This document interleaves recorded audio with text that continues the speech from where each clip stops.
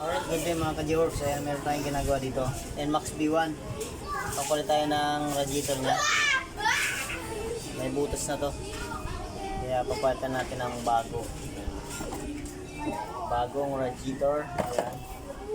Pag nagpapalit ko pala nito, kuhain mo rin to yung mga kanyang washer dito sa apat.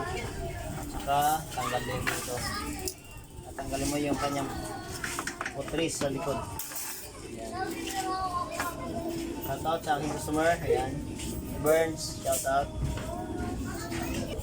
Ayan, tatanggalin mo to. Yung washer. Tsaka may gumi pa yan.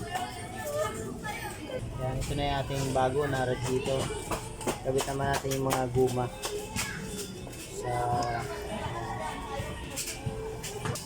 Alright, ayan. Kabit na natin yung bago na radiator. Dalawa lang hose nito sa baba. Ayan. Ayan, sa baba nito. Ayan, tsaka siyempre wag natin kalimutan yung clip. Ayan, clip hose. Tsaka yung dito naman sa taas. Naman yung sa taas na hose. Ayan. Siyempre may clamp din yan. Wag natin kakalimutan.